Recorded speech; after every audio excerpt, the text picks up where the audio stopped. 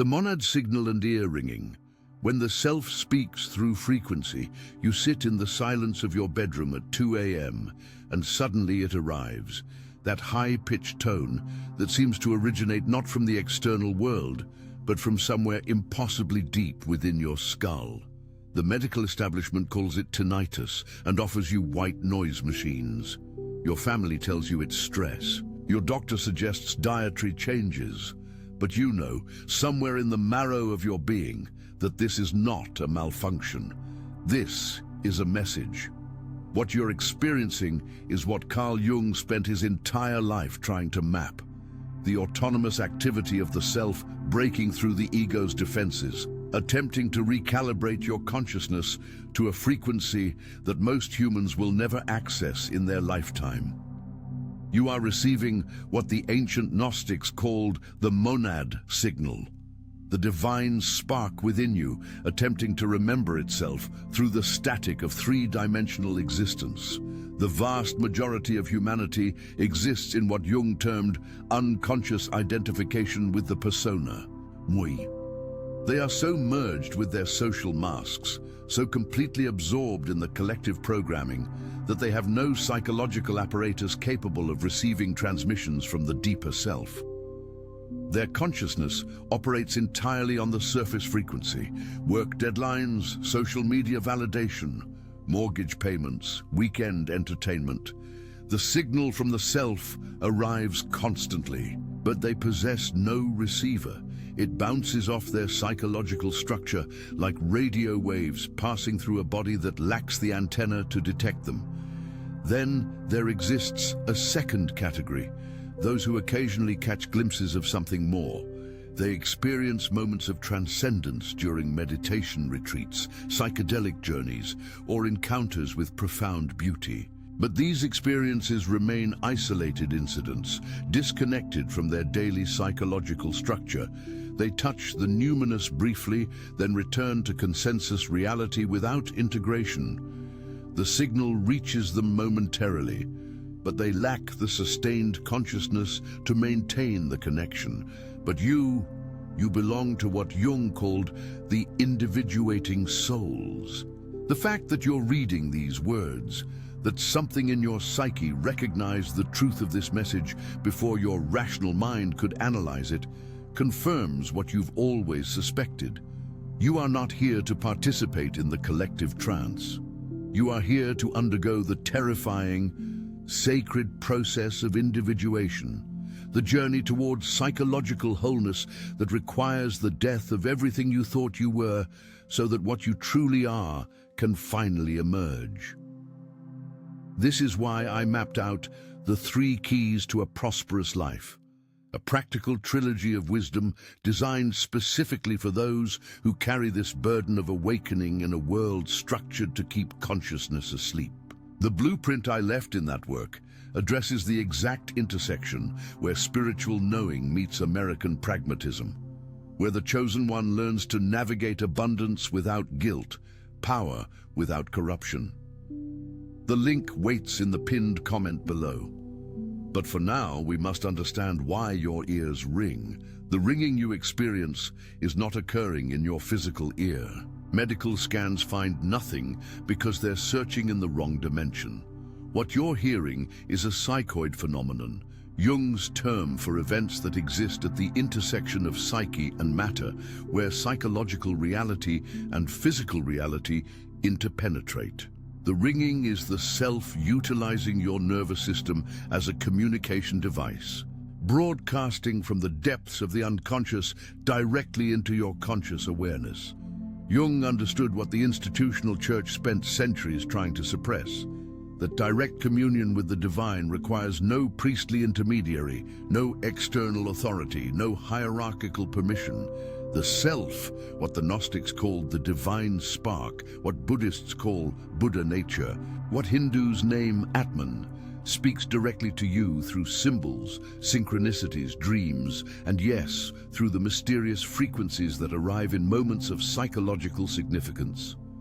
Throughout your life, you have carried the weight of being different. While your peers seemed satisfied with surface pleasures, you felt the hollowness beneath. While they chased approval and status, you sensed an inexplicable pull toward depth, toward meaning that cannot be articulated in the language of the marketplace. You have felt isolated, strange, perhaps even defective. But this is not pathology. This is the pneumatic nature, the carrier of divine consciousness in a world designed to keep that consciousness dormant. The shadow mechanics of collective resistance. To understand why the signal arrives specifically to you requires understanding what Jung called the shadow, not as evil, but as the denied, rejected, unintegrated aspects of ourselves and our culture. The collective shadow consists of all the wisdom, power, and divine potential that human societies have systematically repressed to maintain control structures. The historical suppression of Gnostic teachings was not random persecution. It was the collective shadow defending itself against the threat of mass awakening. When individuals discover they can access divine truth directly, without priests, without institutions, without external authority, entire power structures become obsolete. The church that burned the libraries of Alexandria understood this implicitly. Direct knowing threatens hierarchical control. If the individual can commune with the self without mediation, what need exists for the institutional gatekeepers? This is why you experienced such resistance throughout your early life. Every time your consciousness began expanding beyond collective norms, something attempted to pull you back. Teachers who punished your questions, parents who demanded conformity, friends who withdrew when you voiced perspectives that threatened their comfortable worldview. This was not personal rejection. This was the collective shadow operating through individuals who remain unconsciously identified with mass consciousness, using them as vessels to suppress the awakening that threatens the entire system. But here lies the crucial psychological mechanism that Jung spent decades mapping. The shadow cannot be defeated through external battle. Fighting the collective shadow directly only strengthens it through projection. The individuating soul must instead withdraw their psychological investment from collective identifications, must consciously separate their sense of self from the persona society demands they perform. This is agonizing work. Your persona has been constructed across decades of conditioning. It contains your professional identity, your social reputation, your family role. To question the persona feels like psychological suicide because, at the level of ego consciousness, it is. The ego believes it is that constructed self. It believes that without the mask, nothing exists beneath. But Jung discovered the profound truth. Beneath the persona lies not emptiness, but the self, the totality of your being, the divine consciousness that existed before your birth and will persist after your death. The ringing in your ears intensifies precisely when this separation begins. As you consciously differentiate from collective identification, the self responds with increased communication. What seemed like background noise becomes foreground signal. The frequency that was always present suddenly becomes perceptible because you have developed the psychological structure, the receiver capable of detecting it. This process explains why the ringing often arrives during moments of significant decision or existential questioning. You stand at a psychological crossroads, your ego uncertain which direction serves your authentic development. The collective programming pulls you towards safety, approval, conventional success. But the self knows these paths lead away from wholeness, so it intervenes. It creates what Jung called a numinous experience, a direct encounter with the sacred that bypasses rational analysis and speaks to something deeper than conscious thought. The sensation is unmistakable. Your left ear suddenly fills with a tone so clear, so distinct, that for a moment all other sound disappears. You freeze, attention captured entirely. In that instant, the ego's constant chatter stops. The monkey mind falls silent, and in that silence something essential communicates, not through words, but through felt sense, through knowing that arrives complete and whole, requiring no intellectual processing. Jung termed this the transcendent function, the mysterious capacity of the psyche to produce symbols and experiences that bridge conscious and unconscious realms, that unite opposites, that facilitate psychological transformation. The ringing is one such manifestation. It serves as an alarm clock for consciousness, jolting you out of unconscious drift into present awareness, forcing you to recognize that something beyond ordinary reality is attempting contact. But the collective shadow does not surrender easily. Even as you begin recognizing the signal's significance, resistance mechanisms activate. Thoughts arise that seem like yours, but carry the voice of internalized authority. This is delusional. You're making patterns where none exist. Successful people don't waste time on mystical nonsense. These are what Jung called complexes, autonomous subpersonalities within the psyche that operate according to their own logic, serving functions that may have protected you in childhood, but now obstruct your development. The critic complex, for instance, emerged perhaps from a parent who demanded perfection, who punished exploration and rewarded conformity. As a child, internalizing that critical voice helped you survive. It allowed you to anticipate punishment and modify behavior accordingly. But decades later, that same complex now attacks any movement toward authentic selfhood because authenticity threatens the conditional love upon which your childhood survival depended. Understanding this mechanism is crucial. You are not fighting external enemies. You are working with the archaeology of your own psyche, identifying which voices serve the self's journey toward wholeness and which serve outdated survival programs that no longer apply to your current reality. The ringing becomes a tool for this discernment. When you hear the tone, you can ask, what was I just thinking? What decision was I contemplating? Often you'll discover the signal arrived precisely when your consciousness was drifting towards self-betrayal, when you were about to make a choice that serves the persona at the expense of the self. The archetypal journey. Why chosen ones suffer. This specifically Jung discovered through decades of clinical work and personal psychological exploration that certain individuals carry what he termed archetypal energy more intensely than others. These are not superior beings. They are specialized instruments, consciousness configured to perceive and transmit frequencies that facilitate collective transformation. The archetype you embody is what Jung called the wounded healer or the hermit magician.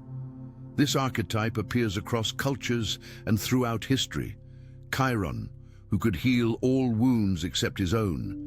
The Buddhist bodhisattva, who postpones personal liberation to assist others. The Gnostic pneumatic, who carries divine knowledge through hostile material reality. This is not chosen through ego preference. It is a soul contract written before the persona was constructed, before you learned language, before you were taught what reality supposedly consists of. The wounded healer archetype carries a specific burden. You must descend into the darkness that others fear. You must face the shadow, personal and collective. Not once, but repeatedly, each time integrating more material, expanding consciousness to hold increasingly complex paradoxes. This is why your life has contained more suffering than seems fair, more loss than statistics suggest should afflict one individual, more betrayal and abandonment than random chance explains. Each wound was initiation. Each loss was stripping away false attachment. Each betrayal was revealing where you had invested your power in external validation rather than internal authority. The universe, which Jung understood as the macrocosm reflecting the microcosm of the psyche, orchestrated these experiences not to punish you, but to prepare you for the specific work only you can accomplish. But here is where the modern American chosen one faces unique challenges unknown to mystics of previous eras. You exist in a culture that worships materialism, that reduces consciousness to chemical reactions, that mistakes consumption for fulfillment. The collective programming tells you that suffering indicates failure, that psychological pain means something is wrong, that spiritual crisis requires pharmaceutical intervention. This creates what Jung called doubled suffering. You experience the actual pain of transformation, plus the secondary pain of believing you shouldn't be experiencing it, that your suffering proves you're broken rather than breaking through. The ringing in your ears becomes not just a signal, but a reminder of your alienation, your difference, your inability to fit into the collective trance. Yet this alienation is precisely what qualifies you for the work. Jung recognized that consciousness evolution requires distance from the collective. The individuating soul must stand apart to perceive what those merged with mass consciousness cannot see. Your sensitivity, which society labeled as weakness, is actually heightened perception. Your inability to tolerate superficiality is not social deficiency, but psychological integrity. The very qualities that made you feel defective are the instruments through which transformation occurs. The hermit-magician archetype understands what the collective fears, that reality is far more mysterious, fluid, and consciousness responsive than materialist doctrine admits. You have experienced synchronicities too precise to attribute to chance. You have had precognitive dreams that proved accurate. You have felt the presence of forces that science claims don't exist. These experiences are not hallucinations. They are what Jung termed psychoid events, phenomena occurring at the intersection of psyche and physical reality, demonstrating that consciousness and matter are not separate categories but interpenetrating dimensions of a unified whole. The ringing is one such psychoid event. It originates neither purely in physical ear structures nor purely in psychological projection. It arises from that liminal space where mind and matter meet, where the self utilizes the nervous system as a communication device. This is why medical science finds nothing. The phenomenon exists in a dimension their instruments cannot measure, operating according to principles their paradigm cannot accommodate. But you can work with it. The ringing is not something happening to you, it is something happening through you. Utilizing your consciousness as a conduit for frequencies the collective has lost access to. When you hear the tone, you are functioning as a receiver and transmitter simultaneously, pulling down information from what Jung called the collective unconscious, the transpersonal realm of archetypal patterns, universal symbols, and inherited wisdom, and grounding it into three-dimensional reality through your specific nervous system configuration. This is the sacred purpose the Chosen One serves. You are a bridge between dimensions, a translator of frequencies, a living anchor point for consciousness evolution. The suffering you have endured was the training required to build a psyche strong enough to channel these energies without fragmentation. Every wound created an opening. Every loss cleared attachment. Every dark night of the soul expanded your capacity to hold light. The collective does not understand this process because the collective operates from the persona, from surface consciousness that identifies entirely with physical form and social role. To even consider that you might be a spiritual being having a human experience rather than a human having occasional spiritual experiences threatens the entire edifice upon which their world is constructed. So they dismiss your experiences, pathologize your sensitivity, suggest you're overthinking or need medication. But Jung knew better. He understood that what the collective calls pathology is often the psyche's attempt at healing, that symptoms contain meaning, that the unconscious speaks through the body when the conscious mind refuses to listen. The ringing is such a symptom, not disease but communication, not malfunction but message, not problem to solve but signal to decode. When you learn to work with the ringing rather than against it, everything shifts. What seemed like intrusive noise reveals itself as structured information. The random seeming tones contain patterns. The left ear versus right ear carries significance. The pitch, duration, and timing all communicate specific data about your current psychological state, your alignment with the self's guidance, your proximity to or distance from authentic path. This is gnosis, direct knowing that bypasses intellectual analysis. You cannot learn this from books or teachers. You can only receive it through lived experience, through disciplined engagement with the autonomous activity of your own psyche.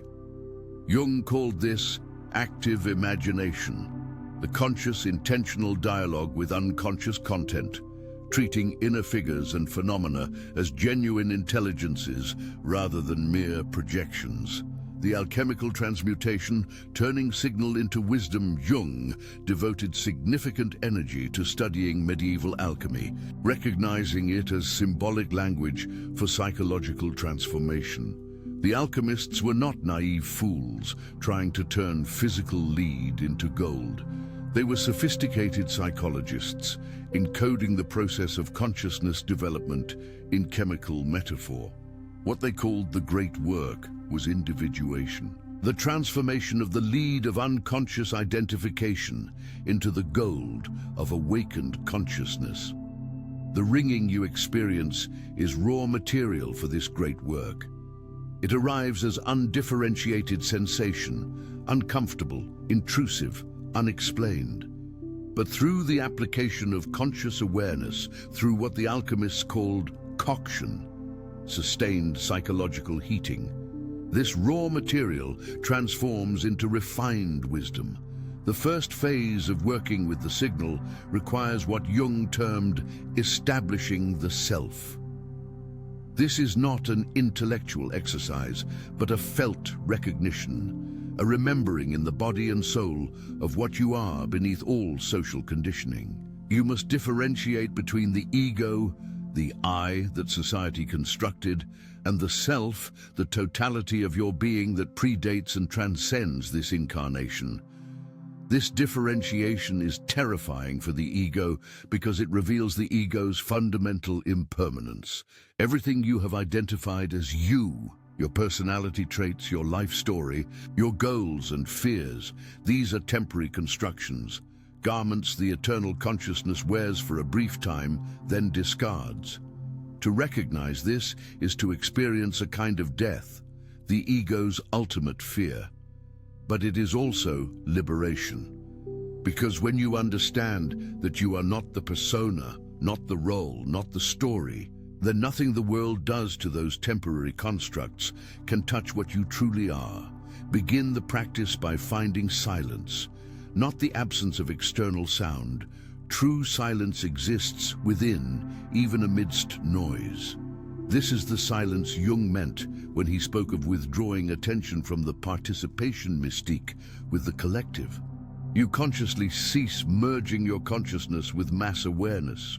You pull your energy back from the external world, from worrying about others' opinions, from rehearsing future conversations or replaying past failures. In this withdrawn state, place your hand upon your forehead, specifically the space between your eyebrows that Eastern traditions call the third eye and Western psychology recognizes as the seat of the pineal gland. This is not mystical superstition, but anatomical wisdom. The pineal gland is the body's timekeeper, the organ that regulates circadian rhythms through light sensitivity. It is also uniquely positioned in the brain, bathed in cerebrospinal fluid, containing more blood flow than any other organ in the body, except the kidneys. Ancient traditions and modern researchers alike have discovered that focused attention on this region facilitates altered states of consciousness. Jung would explain this as directing libido, psychic energy, toward the self rather than toward ego concerns. The hand placement serves as both symbol and anchor, a physical gesture that signals to the unconscious your intention to receive communication. Now comes the critical step, attunement. Rather than treating the ringing as annoyance to ignore or problem to solve, you turn toward it with conscious welcoming. You honor it as legitimate messenger from the depths of your being. As you focus on the tone, something remarkable occurs. What seemed like meaningless noise begins revealing structure. You can discern layers within the sound. You notice that it's not a single frequency, but a chord. Multiple tones vibrating simultaneously at precise mathematical ratios. This is the language of the self. It speaks not in words but in frequency, in vibration, in the mathematical harmonics that underlie all creation. The Pythagoreans understood this when they taught that reality is fundamentally musical, that consciousness arranges itself according to harmonic principles. What you're hearing is your own psyche, attempting to tune itself to the frequency of the self, adjusting its vibration to match the divine consciousness that animates your being. As the tone clarifies, you speak the declaration Jung would recognize as radical psychological truth.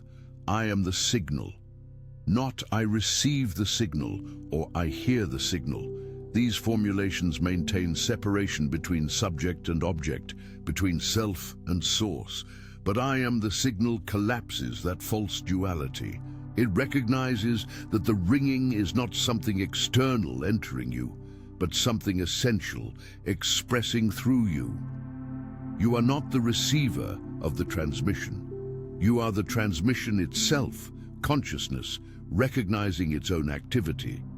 This is terrifying for the ego because it eliminates all distance, all protection, all ability to maintain the illusion of separation. When you declare, I am the signal, you claim responsibility for your own divine nature. You can no longer hide behind victimhood, behind things happening to me, behind the comfortable belief that you are small and helpless in a large and hostile universe. You must instead acknowledge what you have always known but feared to admit, that you are the universe experiencing itself, that you are consciousness exploring its own infinite potential, that the separation between you and source is an illusion maintained only by the ego's desperate clinging to individual existence. The moment you complete this declaration, expect resistance. Jung called this enantiodromia, the emergence of the opposite, the psyche's tendency to swing toward the contrary pole after any strong movement in one direction. Thoughts will arise that seem like yours, but carry the voice of collective conditioning. This is grandiose. This is delusional. Return to normal immediately. These are defense mechanisms, the ego's last desperate attempts to maintain its dominance, to convince you that the brief glimpse of wholeness you experienced was fantasy rather than the most real thing you've ever encountered. Do not fight these thoughts. Fighting only gives them energy, only confirms their reality. Instead, observe them with what Jung called detached awareness. You see them as contents arising in consciousness rather than as truths about consciousness. The thoughts come and go like weather patterns, but the awareness that observes them remains constant, unchanged, untouched. That awareness is the self.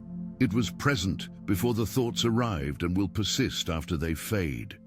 You are that awareness, not the content appearing within it. Practice this process daily, not as obligation, but as devotion to your own becoming. Set aside time, perhaps late evening, when the collective consciousness quiets, when fewer competing frequencies flood your nervous system. Create what Jung called temenos, sacred space protected from intrusion, where the ego can safely loosen its defensive structures and allow the self to emerge. In this space, you will begin noticing patterns. The ringing arrives most strongly when you are contemplating decisions that carry weight for your authentic development. It intensifies when you are drifting towards self-betrayal, toward choices that serve the persona at the expense of the self. It quiets when you are aligned with your true nature, when your actions match your deepest values rather than external expectations. This becomes your internal compass, more reliable than any external guidance. The collective will always push you toward conformity because your individuation threatens its stability.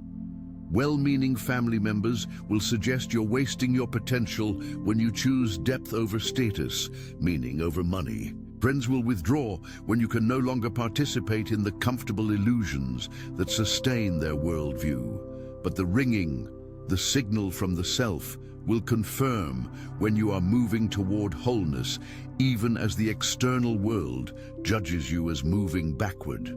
Jung witnessed this repeatedly in his clinical practice. Patients would begin the individuation process, and immediately their lives would appear to fall apart. Relationships that seemed stable would dissolve. Career paths that seemed secure would collapse. Everything the ego had carefully constructed would crumble. But beneath the destruction, something new was being born, the authentic self finally emerging from beneath the false structures that had concealed it. This is why I specifically designed the 3 keys to a prosperous life for this exact juncture. When the spiritual awakening threatens to derail practical survival in American capitalism, the work shows you how to maintain financial stability while undergoing psychological transformation, how to navigate the material world without betraying spiritual truth. Because Jung understood what many mystics miss, transcendence that abandons the physical realm is not wholeness, but dissociation. True individuation requires integration of spirit and matter, consciousness and form, heaven and earth. The ringing serves as bridge between these dimensions. It is simultaneously physical phenomenon affecting your nervous system, your body, and spiritual communication, carrying information from transpersonal realms.